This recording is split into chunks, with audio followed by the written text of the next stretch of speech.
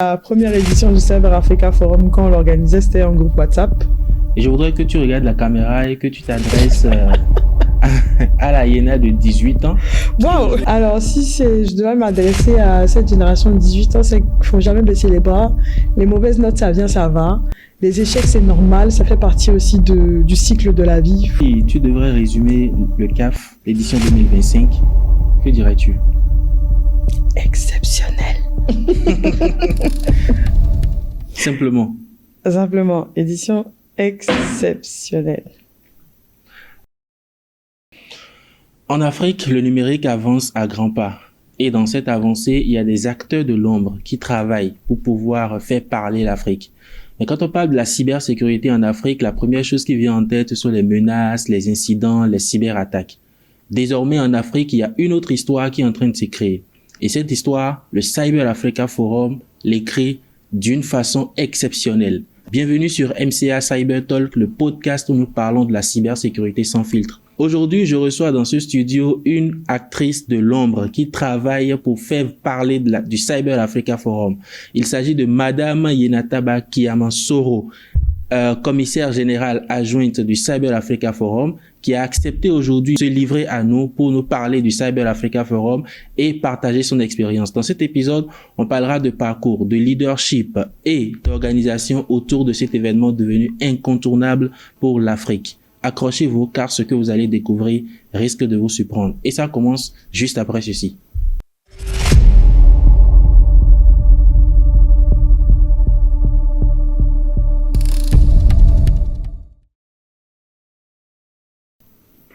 Alors, Madame Lina, bienvenue sur ce podcast.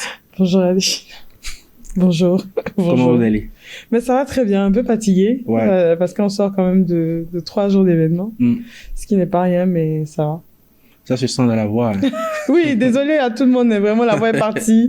Je pense que tout le monde m'a entendu un peu crier dans les couloirs. Ouais. Mais ça va, la voix est un peu partie, mais en tout cas on se remet.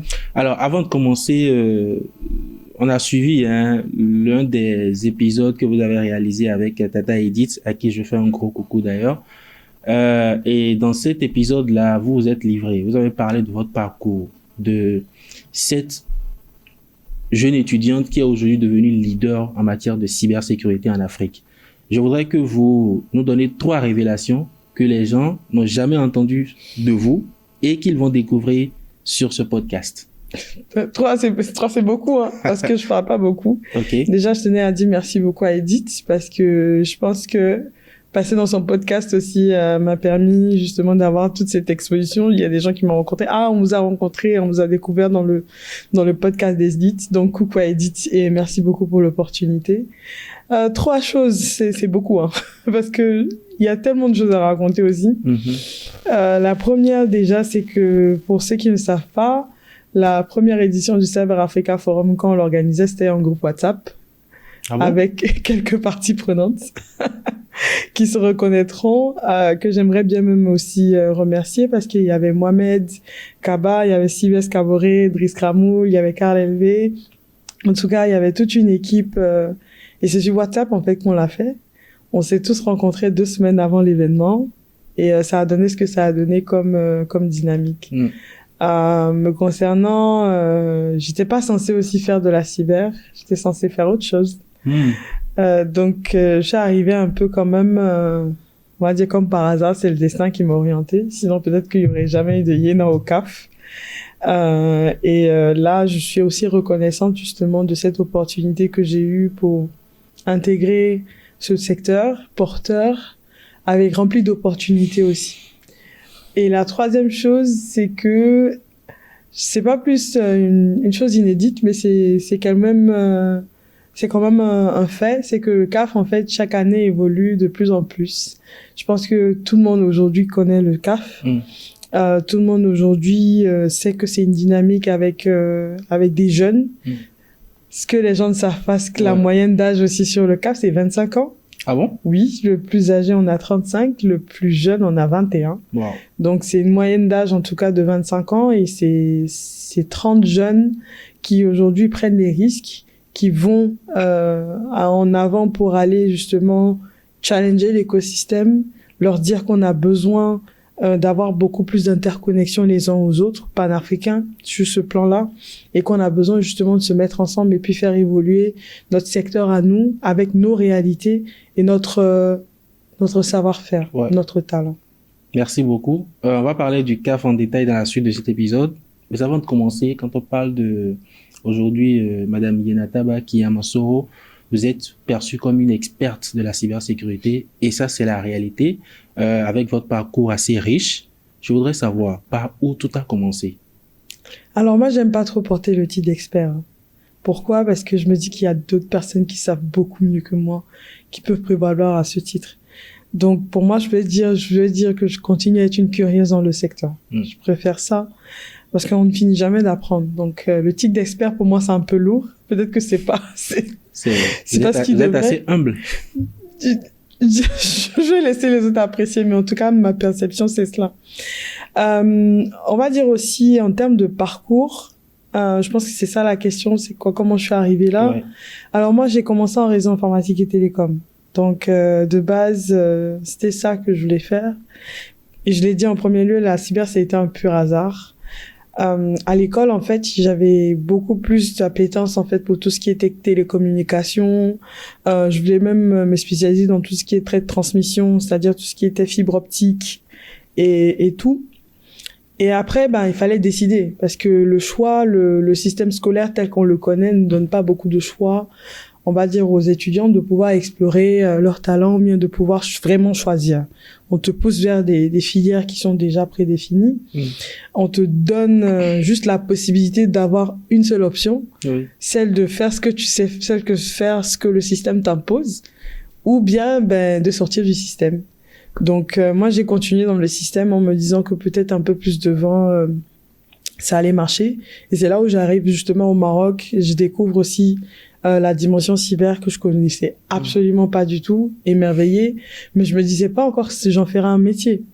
Donc j'en fais un métier quand je finis de graduate à l'école, quand je finis de graduate avec mon master, j'en sors de là et j'ai un stage. Donc on m'appelle pour un stage et je vais à ce stage-là et c'est là où je découvre justement tout l'univers cyber qui vient avec. J'apprends sur le tard et c'est ce que aussi j'encourage beaucoup de gens à faire.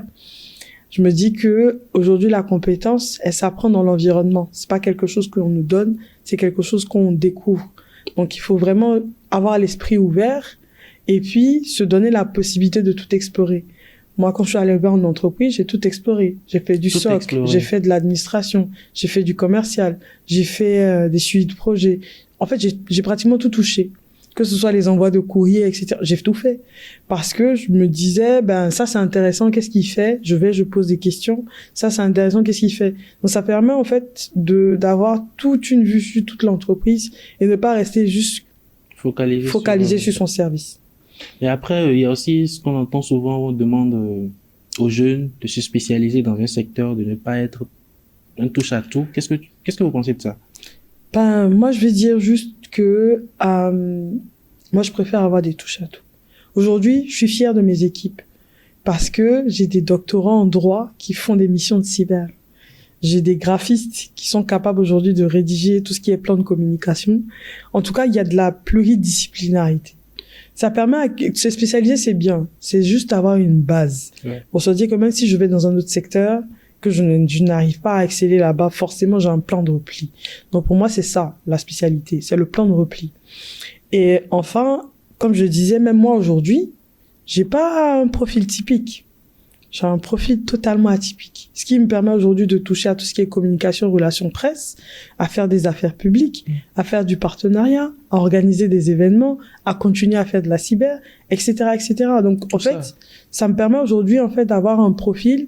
Si je me lève et que je veux aller continuer en agence comme je le fais, je pourrais le faire. Si je veux revenir à ma mission de cybersécurité, j'aurais rien perdu. Si je veux continuer dans d'autres choses, je pourrais le faire.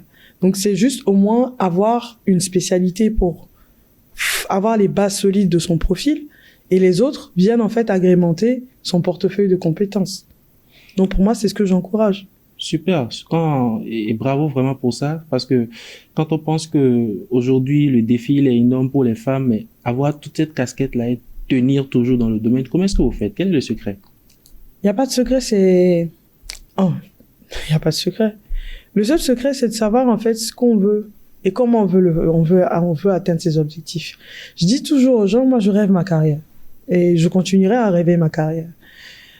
Il faut juste aussi se donner des objectifs à atteindre et se donner les moyens de les atteindre. Pas moyens financiers, mais psychologiques. Ce que je peux dire aujourd'hui, c'est qu'on est dans un écosystème, on est dans une société où il y a de la pression. Ouais. La pression sociale est forte. Oui. On veut des gens excellents, on veut des gens à certains niveaux, etc. Mais il faut travailler pour. Il faut sacrifier des heures. Moi, je n'encouragerai jamais quelqu'un, par exemple, à sacrifier des heures au travail tout le temps, etc. Non, mais quand même, il faut se donner le minimum de temps pour travailler et savoir quand est-ce qu'il faut travailler et quand est-ce qu'il faut s'amuser. Donc, c'est juste une question d'équilibre, c'est propre à chaque contexte, chaque individu. Je dis pas que ce qui a marché pour moi marchera pour les autres, mais seulement que j'encourage quand même la culture du travail. Moi, mes parents ils me l'ont toujours dit, ben, ton meilleur ami, ton premier, comme on le dit aux femmes, ton premier mari, c'est ton travail. Donc, une fois que tu épouses cette idée de ton premier mari, c'est ton travail, tu sais qu'il faut travailler pour assurer aussi un avenir parce que tu rêves ta carrière, tu veux atteindre certains objectifs. Donc, il faut se fixer des objectifs sur 5 ans, je vais être là, sur 10 ans, je vais être là et ne jamais perdre cet objectif-là de vue. Maintenant, si moi, je dis aujourd'hui à 40 ans, je vais prendre ma retraite, je vais travailler pour que à 40 ans, quand je fêterai, je sois libre. Donc, je pense que chacun a sa propre destinée. Il faut juste avoir la foi. Il faut juste travailler pour. C'est vrai que ça sera dur, hein. Je dis pas que c'est facile. Ça sera très difficile. Ça l'est même encore plus. Chaque année, c'est un peu plus dur. Mais il faut juste croire en ses compétences et travailler toujours. Du coup, on était sur le Maroc. Après le Maroc, c'est quoi la suite? Ben après le Maroc, je suis rentrée à Abidjan. Après le Maroc, je suis rentrée à Abidjan. Je dirais jamais assez merci à mon collaborateur qui est Kwame Boris, qui est un de mes collègues qui m'a dit, ah, Yéna, mais bon, il faut que tu postules pour entrer. Je dis, ouais, je vais essayer. J'ai postulé. Mon patron à l'époque, c'était monsieur Koyaï Zanzerigué. Et je remercierai jamais assez aussi le DG de la BNI, qui m'a accueilli, qui a compris le contexte dans lequel je venais. Ils ont tout fait pour me faire venir, pour me mettre dans les bonnes conditions. Et Dieu merci, j'ai essayé de le rendre à l'employeur. Donc, on a commencé avec des campagnes de sensibilisation. J'ai fait un peu le tour de toutes les agences. C'était bien sympathique. Et je rentre à Abidjan. C'était la 2e édition du Cyber Africa Forum. On l'a fait avec Franck et les autres équipes, avec Mohamed et Sylvestre et Karl, Goudet et tout le monde. Et quand on finit ça, ben, je continue à travailler en banque. Après ça, je démissionne, je rejoins CyberOps Consulting, où justement, le CyberOps Consulting qui devient l'entreprise qui soutient le CAF, qui l'organise. Donc on le fait, 3e édition. Je reste là jusqu'à ce que l'année dernière je prenne la tête en fait de l'agence com et PR qui s'appelle Atelier by Genesis. Donc je prends la tête de ABG que vous allez voir dans les dossiers de partenariat et sur le net. Et on s'occupe justement en fait de faire tout ce qui est communication, PIA et affaires publiques. Mais là, on se spécialise un peu plus sur le secteur du numérique, cybersécurité. Et puis voilà, on est à une 4e et 5e édition du CAF. Et Cotonou a accueilli la 5e édition. On va revenir sur l'exclusivité parce que j'ai tenu à avoir cette exclusivité et merci beaucoup. C'est moi. Merci beaucoup. Du coup, vous êtes dans un domaine dans lequel on ne voit pas beaucoup de femmes. Pour vous, avoir être aujourd'hui, moi je vais continuer de le dire, même si vous refusez de l'accepter, vous êtes perçu comme une leader dans le domaine de la cybersécurité. Avoir cette casquette-là, est-ce que c'est une pression ou pour vous c'est une source de motivation? 50-50. 50-50 dans la mesure où, enfin, il y a des gens qui m'ont approché au cocktail. Ah, on aimerait avoir des conseils. Je dis, je vais te donner quel conseil? C'est une pression parce que les gens aussi en attendent beaucoup de vous. Moi, je n'aime pas les positions de leader parce que ça fait que les gens ont des attentes. Et quand tu ne fites pas ces attentes, les gens sont déçus pour quelque chose que j'ai même pas souhaité. Moi, je me considère que je fais juste mon travail, que je suis heureuse d'aller au travail. Dieu merci que j'aime ce que je fais, c'est déjà beaucoup. Mais c'est aussi une pression parce que on voit évoluer et certains aussi s'identifient à vous. Ah, j'aimerais faire comme. Ouais. c'est beaucoup de pression. C'est beaucoup de pression. Mais à chaque fois, j'essaie de dire aux gens, moi, je sais pas d'être un modèle. Je n'en veux même pas être un. Je veux juste être quelqu'un qui fait son job et qui rentre à la maison le soir. Maintenant, pour celles qui souhaitent s'identifier à mon parcours, qu'elles prennent juste le fait qu'il faut juste travailler, qu'il faut juste croire en soi pour continuer à évoluer. Moi, je préfère même prendre ces personnes-là en modèle parce qu'elles continuent aussi à me motiver, à me dire, OK, en fait, tu dois pas te plaindre. Tu dois continuer à faire plus, sachant que d'autres me disent « Ah, mais tu as fait beaucoup et tout. » Moi, je trouve que c'est pas assez et que je devrais encore plus donner à ma communauté. Donc, j'essaie là, aujourd'hui, en fait, de redonner ce que moi, j'ai eu à la communauté, soit en organisant ces événements, des initiatives. J'essaie de donner de mon temps pour soutenir. Celles qui m'appellent, je décroche, qui ont besoin d'opportunités, je fais. En tout cas, j'essaie quand même d'être en écho à mon niveau pour d'autres femmes. C'est hyper important. Parce que l'accès à l'information, c'est la chose la plus délicate quand tu es une femme, surtout dans le secteur du numérique. Oui. Donc, il faut quand même que tout le monde ait accès à l'information. Donc, pour moi, c'est pour vous continuer, en fait, à être l'écho, en fait, de cette information. Si c'est pour des programmes, si c'est pour des stages, si c'est pour du travail, moi, je recommanderais toujours des femmes en qui j'ai foi et que je sais qu'elles font des choses. Donc, pour moi, c'est comme ça. Et justement, vous avez lancé le Cyber Africa Women. D'où est partie l'idée? Alors, l'idée, c'était déjà de fédérer d'autres associations. On se disait que le CAF, c'est une plateforme. C'est ouvert à tous. Donc, c'est ouvert à tous. Donc, pourquoi ne pas amplifier le message des autres? Nous, on a la plateforme. On ne veut pas non plus se positionner comme étant une association qui dit oui, on est les... Non. Nous, on laisse les gens s'exprimer. On leur donne la possibilité d'amplifier ce qu'il y a encore, ce qui est déjà fait. C'était le cas pour Abidjan Tech, qui fait un travail incroyable. Donc, cette année, on a été accompagné par les Africaines in Tech. Elles sont venues Cameroun, Sénégal, Togo, Côte d'Ivoire. Elles sont venues. Elles ont eu des activités. Elles ont déroulé. Donc, c'est pour montrer que on a la plateforme. On a l'exposition. Donc, venez à travers cette plateforme. Nous, on essaiera encore mieux d'amplifier votre message. C'est ce qu'on essaie de faire. Et justement, vous parliez des modèles. Qui sont ceux qui inspirent aujourd'hui Yéna? Comme je disais, il y a beaucoup de femmes. Beaucoup de femmes qui inspirent aujourd'hui par leur modèle de discipline, engagement et surtout, en fait, je sais pas, c'est pas le bon mot. Je dirais combativité, mais c'est pas le bon mot. C'est beaucoup plus, en fait, d'engagement pour la cause, justement, des femmes dans le secteur. Tout d'abord, c'est aussi, c'est en premier lieu même, c'est Madame la ministre du numérique et de la digitalisation, pour son engagement quotidien en faveur justement de tout ce qui est promotion du genre, promotion du numérique même aussi à grande échelle. Il y a plusieurs femmes comme Andrea Longa qui est la présidente de African in Tech, Audrey Ouman, Fonyo Maïmouna, il y a aussi Madame Nena Nkwama, Madame aussi Francisca Dossou à Dikweto, mais beaucoup de femmes, si vous savez, beaucoup de femmes qui pour moi aujourd'hui représentent ce qu'on est capable de faire. Donc, occuper des postes de haute responsabilité, amener à l'exécution d'une vision de manière claire, transparente, et puis fédérer en fait une communauté pour atteindre un objectif commun. Donc ça, pour moi, c'est très, très important. Et comment tu fais alors pour choisir ton modèle? Non, je ne choisis pas. Il n'y a pas de choix à faire. Pour moi, toutes les femmes sont des modèles. Edith est un modèle, Ami est un modèle, Ghislaine Samaki est un modèle. En fait, il n'y a pas de choix. Il y a même pas de choix. Toutes les femmes que j'ai citées ou pas sont de facto des modèles.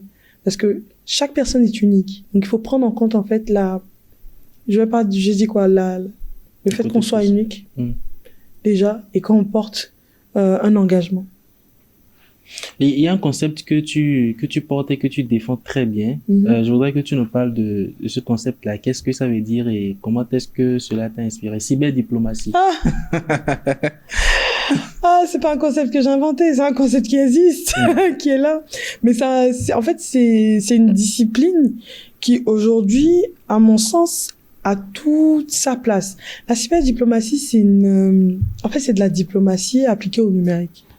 Et pourquoi on parle de cyberdiplomatie? Parce qu'on considère aujourd'hui, en fait, que les frontières ne sont plus terrestres, elles sont aussi en fait dans le numérique. C'est difficile même en fait de définir les frontières du numérique, comme on peut l'avoir, parce que je peux être à Abidjan et consommer des données ici au Bénin, ou bien être à Washington et consommer des données après à Freetown, je sais pas, dans tout. Donc le concept de cyberdiplomatie aujourd'hui, c'est de transposer les règles de diplomatie au numérique et de toujours justement trouver des accords pour faire avancer, que ce soit les lois, régulations, etc., ou bien les échanges entre États sur les aspects purement du numérique. C'est un concept que j'aime beaucoup. C'est pas un concept, c'est toute une discipline d'ailleurs, qui aujourd'hui en tout cas est vivement en marche. On s'est rendu compte qu'il fallait, au niveau de tout ce qui est coopération, penser différemment. Donc c'est important de sortir du contexte traditionnel de la diplomatie qu'on peut avoir. C'est vrai, on va aux Nations Unies, etc. Mais aujourd'hui, il n'y a pas que ça. Il y a les concepts de cyberguerre, comme on le dit, etc. Mais il faut aussi en fait transposer ces aspects de relations internationales là, on va dire au numérique, dans un champ un peu plus vaste. En fait, quand tu parles, je sens de l'inspiration. Je sens une femme qui a beaucoup de rigueur, de discipline et qui sait là où elle va. Comment est-ce que tu parviens à gérer l'équilibre entre ta vie personnelle, ta vie familiale? La cybersécurité aujourd'hui évolue à une vitesse croissante. Rester à jour de l'actualité, volet technique, comment est-ce que tu gères ton planning? À quoi ressemble une journée typique de Ina? J'espère que personne n'aimerait avoir ça. Alors, c'est très difficile. C'est très difficile. Je fais beaucoup de choses. Je finis très tard. Je fais plein de choses. Souvent, je m'en rends même pas compte que je fais trop de choses. Mais je vais dire que j'ai la chance, mais vraiment la chance exceptionnelle d'avoir un support système efficace. Donc, qui me permet aussi, en fait, de continuer à évoluer. Donc, j'ai ma famille, j'ai mon conjoint, qui me permettent en fait de ne pas sentir en fait que je suis beaucoup trop occupée ou pas assez. Donc j'ai mes moments de famille quand il s'agit d'être en famille, quand il s'agit d'être au travail, j'ai mon moment de travail. Mais en tout cas, j'essaie d'être, c'est pas parfait, hein, c'est pas tous les jours parfait, mais j'essaie de tenir. En tout cas, tous ceux qui sont dans la même situation que moi le savent, c'est pas évident. Les gens pensent que c'est facile vu de l'extérieur, mais c'est très difficile. Alors, on va faire un petit exercice parce qu'aujourd'hui, beaucoup de jeunes filles veulent être comme toi. Et je voudrais que tu regardes la caméra et que tu t'adresses à la Yena de 18 ans qui aujourd'hui veut parvenir à se positionner à ce niveau de... Waouh, ça c'est un grand exercice, hein. Ça c'est un grand exercice que tu me demandes. Alors si je devais m'adresser à cette génération de 18 ans, c'est qu'il faut jamais baisser les bras. Les mauvaises notes, ça vient, ça va. Les échecs, c'est normal, ça fait partie aussi du cycle de la vie. Faut vraiment croire en soi. Je sais que tu as du talent. Je sais que tu as beaucoup de choses à affronter. Socialement, tu découvres aussi la vie sociale. Tu découvres aussi la pression qu'il peut avoir, les choix à faire. Mais je reste convaincue que chaque choix que tu pourras faire sera un choix qui pourra aujourd'hui t'élever et te faire atteindre tes objectifs. Et beaucoup de courage surtout. Et surtout, ne jamais oublier la foi, car Dieu nous accompagne à chaque pas. Merci beaucoup. Message très fort. On va parler maintenant du CAF. Et Cotonou a accueilli la 5e édition du Cyber Africa Forum. Le Bénin était la capitale cyber de l'Afrique. Avant qu'on ne parle de l'édition de Cotonou, tout à l'heure, tu as dit que le CAF au début, c'était un groupe WhatsApp. Oui. C'était un groupe WhatsApp. Comment tout a commencé? Alors, tout a commencé par un message de Franck, qui justement avait eu l'idée, qui avait commencé à mettre ça en place. Il y avait déjà le dossier de partenariat. Enfin, c'était déjà en marche. C'était en plein Covid. Et shout out encore une fois à Malik, qui m'a dit mais tu sais, j'ai un frère qui essaie de faire quelque chose de très bien. Je pense que il faut qu'il y ait une connexion. Et comme je sais que tu es hyper actif, j'aime beaucoup ce type d'initiative, je te présente. Donc j'ai dit OK. Donc j'ai discuté avec Franck, il m'a dit voilà ce que j'essaie de faire. Je lui ai dit OK, je vais faire. Il m'a dit facile comme ça, je dis oui. Comme ça.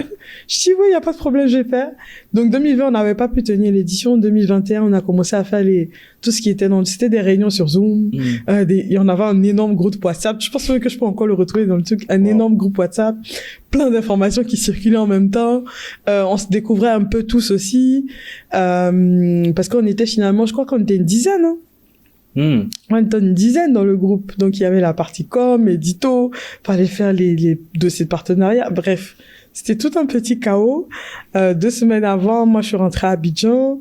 On s'est tous rencontrés là, on a commencé à rigoler et se dire mais en fait c'est un truc de dingue et on s'est dit ah mais finalement en fait on va le faire bien et c'est ça que je pense qui a été le fil conducteur jusqu'à aujourd'hui, le fait de vouloir faire quelque chose de très bien. Et Dieu merci, on a une très belle première édition toute sympathique qui était à Radisson et vraiment c'était très sympathique.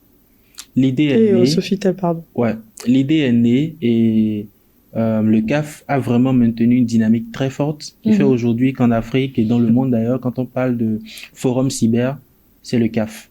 Quelles sont les difficultés qu'on ne voit pas? Alors la difficulté qu'on ne voit pas, c'est un événement qui prend 1 an à se mettre en marche. C'est-à-dire entre la fin de la première édition et aller entamer une autre, c'est 1 an, mais 24/7. Parce il y a beaucoup de branches, en fait, dans le CAF. C'est pas juste à venir assister à un panel. Ouais. Le panel, il faut le penser. C'est aussi du volet scientifique. Les speakers, il faut les pitcher. Il faut aller les convaincre de venir. Il faut aussi les partenaires. Il faut aller les convaincre de venir. Il faut le lieu. Il faut aller convaincre. Il faut aussi toute une dynamique. C'est de la communication. C'est beaucoup d'engagement. Donc, en tout cas, ça prend 1 an pour mettre toute une machine en route. Et c'est énergivore, c'est ce que les gens s'en rendent pas compte, c'est très énergivore. Et Dieu merci, aujourd'hui, on se retrouve en fait dans une dynamique où, même si c'est énergivore, on a des personnes qui prennent le relais instinctivement, qui se disent en fait c'est une initiative de l'écosystème, il faut absolument qu'on accompagne. Donc moi, personnellement, j'ai rencontré de magnifiques personnes. J'ai eu de très belles amitiés qui sont nées sur cet événement et qui je suis encore amie jusqu'à aujourd'hui. Et Dieu merci, on a des partenaires qui nous accompagnent depuis le début. Donc les partenaires même historiques du CAF, c'est Sébastien, Deloitte et Huawei. Donc ils ont épousé depuis le début, qui était une petite idée, et jusqu'à aujourd'hui, qui a en faire aujourd'hui ce qui est comme événement. Alors, en thème clair, la vision du CAF, ce serait quoi? Alors, en thème clair, le CAF, en fait, c'est une plateforme d'affaires.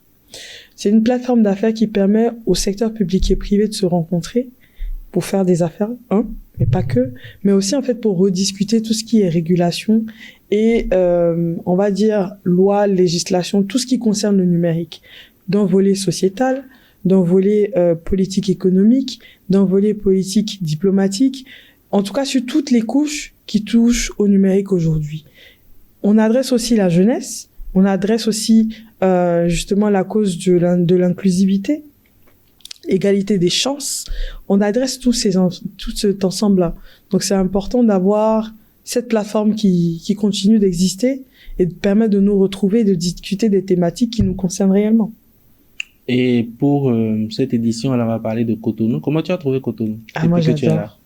N'oubliez pas que je déménage. Non, tu vas pas repartir quand même. Ah non, je repars plus et je reste à Cotonou. Oh là là, exclusivité.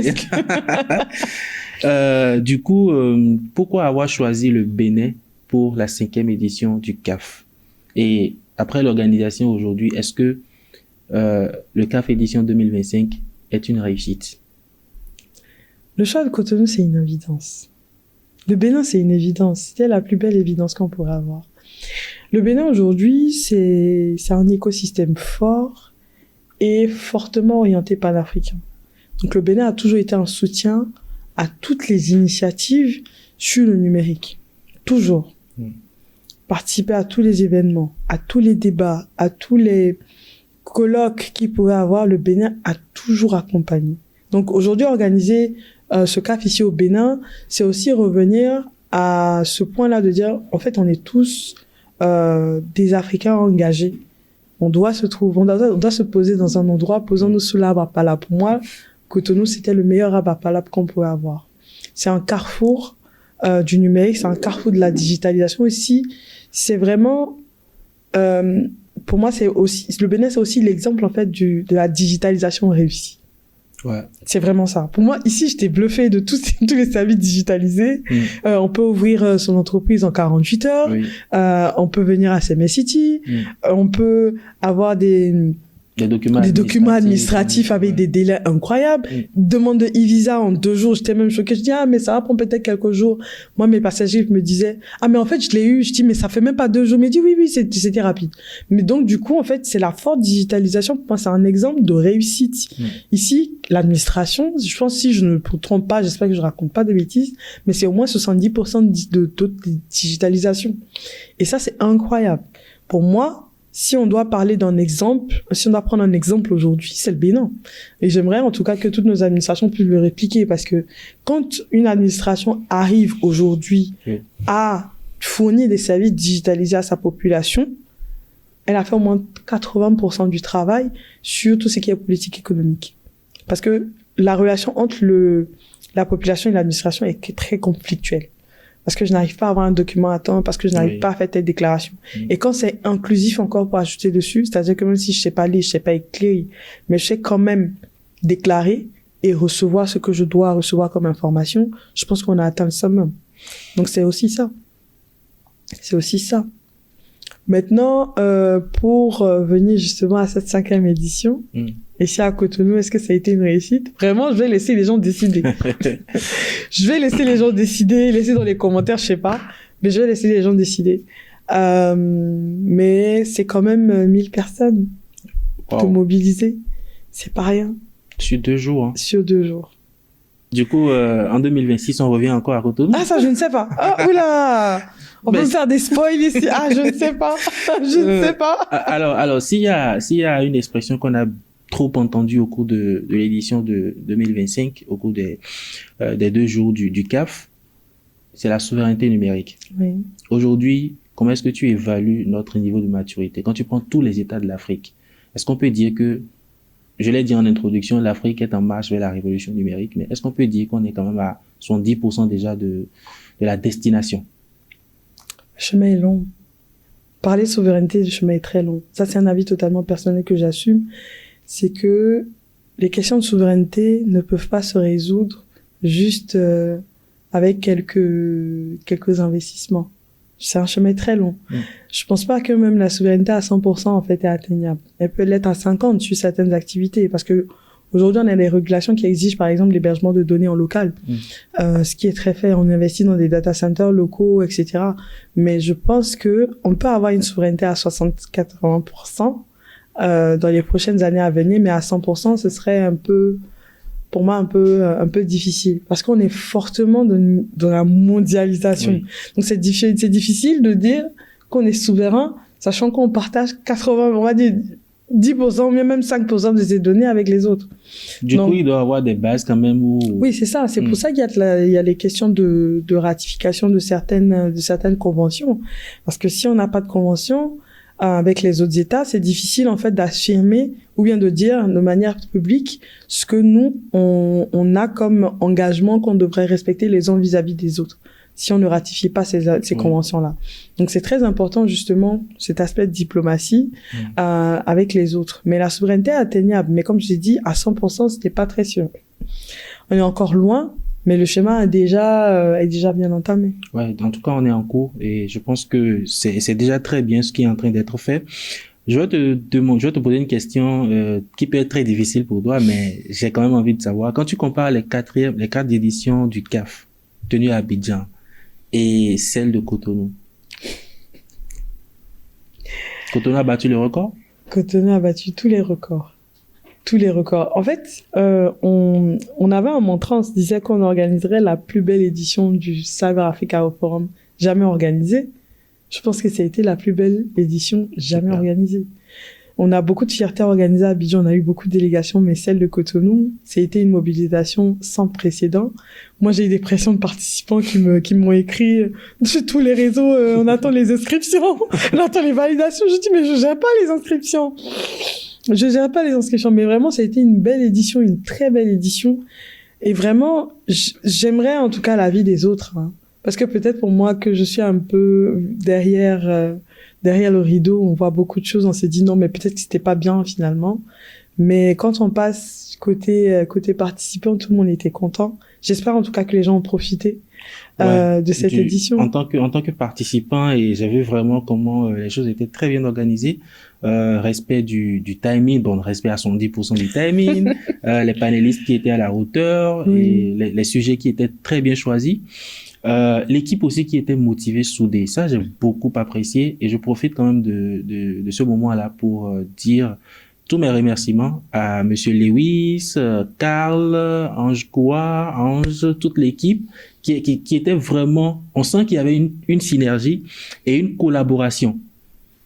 Chacun avait certes ses responsabilités, mais au moment d'aller porter de l'aide à l'autre, tout le monde était là. Comment est-ce qu'on parvient à créer cette culture-là au sein d'une équipe? Alors, nous, on a une culture, en fait, on ouvre l'espace, on laisse les gens s'exprimer. Pour nous, il y a pas de, en fait, il y a de la hiérarchie, parce qu'ils savent, par exemple, que, je suis le supérieur de temps. Mais on laisse les gens exprimer soit leur frustration, ou soit, leur besoin d'aller. On discute énormément.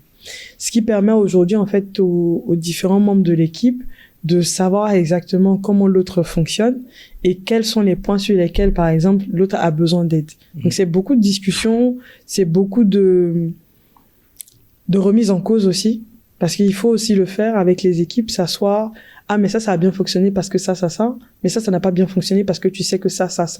Et puis, on se challenge aussi, parce que les équipes nous challengent énormément, et nous aussi, on les challenge énormément. On considère en fait qu'on est une machine, c'est une dynamique. Donc si nous, ça marche pas de notre côté, on les met en retard. Eux aussi savent que si ça marche pas de leur côté, ils nous mettent en retard. Donc on essaie à chaque fois en fait de fonctionner de manière assez précise. Et vraiment, comme j'ai dit, c'est beaucoup de discussions. On laisse nos équipes s'exprimer. Elles savent exactement ce qu'elles ont à faire à la fin de la journée. Et elles savent en fait qu'elles sont vraiment appréciées dans leur effort, dans les récompenses à la hauteur de leur investissement, parce que c'est beaucoup de travail. Et je suis très, très, très fière de cette équipe-là. Extrêmement fière. Du coup, si tu devrais résumer le CAF, édition 2025, que dirais-tu? Exceptionnel. Simplement. Simplement. Édition exceptionnelle. Je vais encore te faire un autre exercice. Supposons que tu disposes d'une minute, donc 60 secondes, pour convaincre un président africain d'investir dans la cybersécurité. Qu'est-ce que tu lui dirais? C'est dur, hein? On peut le faire à la fin. Alors, je dirais Son Excellence, Monsieur le Président de la République, investir dans le numérique aujourd'hui, c'est aussi investir dans l'éducation, c'est aussi investir dans la santé, c'est aussi investir dans l'économie. Investir dans la cybersécurité, c'est soutenir tous les secteurs d'activité que je viens de mentionner. La cybersécurité et le numérique, en plus en particulier au sens large, est une activité de soutien. Sans le numérique aujourd'hui, notre économie serait en péril. Sans le numérique aujourd'hui, les avancées technologiques en termes de santé ne seraient pas. Nous vous encourageons vraiment à investir dans le numérique car il permettra aujourd'hui de révolutionner notre façon de fonctionner au quotidien, mais aussi changera le visage de notre société. Merci beaucoup Yéna. Nous sommes en train d'aller vers la fin de cet épisode-là. Je voudrais que tu nous parles un peu de la réalisation dont tu es la plus fière aujourd'hui. Quand tu regardes ton parcours, tu dis ouais, sur ce point-là, comme les Ivoiriens le disent. J'ai aussi un côté ivoirien. Tu as tué. Sur ce point-là, tu as tué. Alors, personnel ou professionnel? Oui, bon, peu importe. Mais personnellement, c'est avoir donné vie. Je suis maman. Donc, c'est l'une des plus belles réalisations. Au-delà de tout, professionnellement, je suis fière du CAF. C'est l'un de mes plus beaux projets. C'est l'une de mes plus belles aventures. Humaines, professionnelles surtout. Le CAF, c'est une belle aventure. Hein. Je pense que je suis peut-être l'une des rares à pouvoir en témoigner autant. Mais c'est une très belle aventure que je souhaite, en tout cas, que chacun puisse un jour profiter et aussi expérimenter. Ouais. Je pense qu'on était ensemble. Ouais, tout à fait. Tu as pu voir quelques coulisses. Ouais. Mais en tout cas, c'est une aventure que je souhaite à chacun de l'expérimenter au moins une fois. Et puis de se dire, en fait, on participe, en fait, à un mouvement. on participe à un engagement. Et cet engagement-là, en fait, a un impact, en fait, qui est visible, qui est palpable, qu'on peut toucher. On peut toucher le CAF, aujourd'hui. Ouais, bien sûr. Donc, c'est un peu ça. Donc, aujourd'hui, si Yéna devrait créer une académie de cybersécurité pour les jeunes femmes, quel serait ton premier module de cours? Ce serait la gouvernance. C'est vrai que les gens vont dire pentest, etc. et tout. Moi, ce serait la gouvernance parce que c'est ce que j'ai fait, c'est ce que j'ai pratiqué. Et je pense qu'il y a assez de talents qui pourraient aussi rejoindre parce que c'est une activité, on va dire, un peu transverse, qui peut être pratiquée par quelqu'un qui n'est pas très technique ou même qui est trop technique aussi. C'est en fait à la croisée des chemins. Donc ça permettrait en fait de donner la possibilité, le choix de soit revenir d'un point à un autre, mais au moins en ayant un background quand même. Ce serait ça le premier module. Il y a, que ce soit un homme ou une femme, tous ceux qui te regardent, il y a souvent la peur d'oser, la peur de pouvoir passer à l'action. Je voudrais que tu adresses un message à tous ceux qui nous regardent et qui ont peur en fait d'oser, qui ont peur de s'affirmer. Qu'est-ce que tu as à leur dire et qui serait le déclic en t'écoutant? De quoi avez-vous peur? C'est soi-même. Nous construisons nous-mêmes nos propres barrières. C'est vrai que d'un point de vue personnalité, c'est difficile pour certains. On va dire d'oser, d'aller au-delà, de s'exposer. Et je le comprends, je l'entends. Mais la seule chose que j'ai à dire, c'est que le seul frein qu'il peut avoir, c'est vous-même. Une fois que vous aurez décidé que ce n'est qu'une étape et que vous souhaiterez passer à autre chose, c'est-à-dire prendre le devant, le simple fait même de le décider, c'est déjà en soi une victoire. Donc tout ce que je vous souhaite aujourd'hui, c'est de décider de sortir de la peur. Parce que je sais ce que c'est. Donc je vous souhaite vraiment de prendre cette décision-là une fois qu'elle est prise. Le reste, ça se mettra sur pied au fur et à mesure. Merci beaucoup à toi, Yéna. Avant de te lâcher, j'ai pensé cette initiative du podcast pour permettre aux experts de parler de la cybersécurité, créer une plateforme de sensibilisation et d'information pour démystifier aussi le domaine de la cybersécurité. Qu'est-ce que tu penses de cette initiative? Pour moi, il devrait en avoir plein. Il devrait en avoir plein. Je pense qu'on est dans un secteur où on ne parle pas assez. Vous savez, les communicants, ils parlent. Les journalistes, ils parlent. En tout cas, tous les autres secteurs, ils sont visibles, on les voit. Mais je pense qu'on est un peu trop timide. Peut-être que c'est dû au métier qu'on fait, je ne sais pas. Qui est trop technique aussi. Qui est trop technique parce qu'on se dit que, peut-être que c'est pas adapté. Les gens vont pas nous comprendre. Les gens nous comprennent. Ils entendent. Ils veulent juste avoir l'information. Moi, j'encourage énormément ce type d'initiative. Et personnellement, je fais pas beaucoup de podcasts, comme tu as pu le remarquer. Ouais. Et ça me fait énormément plaisir, justement, d'être ici et de répondre à tes questions. Parce que je suis en face de quelqu'un aussi qui comprend, les tenants, les aboutissements de notre métier, qui veut, en fait, aujourd'hui, avoir un engagement, impactant sur ce secteur, qui veut aussi accompagner d'autres initiatives. Ouais. Donc, pour moi, on a tous la même voix, on parle sur le même tempo, on joue la même musique, on a les mêmes échos. Donc, pour moi, ça fait totalement sens que je sois assise ici, que tu m'as invité. Et c'est avec beaucoup de plaisir, comme je t'ai dit, beaucoup d'honneur même que je répondu à cette invitation. Donc, j'espère que ton podcast, on se reverra l'année prochaine. Bien sûr. Et je serai aussi à Abidjan. Ah, on se revoit à Abidjan. Merci beaucoup. On se revoit à Abidjan. Merci à toi. Merci surtout à toi. Ouais, je sais que la fatigue, c'était vraiment gagné d'avance de pouvoir t'avoir vu c'est parce que c'est toi. Hein. Ouais, merci beaucoup. Vraiment, c'est parce que c'est toi. Merci beaucoup. Donc, merci beaucoup vraiment d'avoir accepté cette invitation-là. Donc, ton mot de fin, je voudrais que ce soit résumé du CAF en 3 mots. Audace, rêve et innovation. Chers abonnés, merci de nous avoir suivis. Vous savez ce qu'il vous reste à faire, c'est de vous abonner, liker cet épisode-là. Et aussi, n'hésitez pas à nous dire toutes vos questions en commentaire. Nous allons les lire. Madame Yéna aussi va les lire et s'il faut répondre, on vous apportera les réponses nécessaires. Merci aussi une fois encore, Yéna, d'avoir accepté mon invitation. Merci aussi à Monsieur Lewis qui a favorisé, qui a facilité cela. Merci à toute l'équipe du CAF. Merci à Monsieur Franquier pour cette vision, pour cette initiative, pour ce projet que vous pilotez depuis quelques années. Merci à tous les acteurs du CAF. Je reviens encore. Je voudrais que tu donnes un message à tous ceux qui vous ont soutenu, tous les partenaires, tous les acteurs autour de cet événement?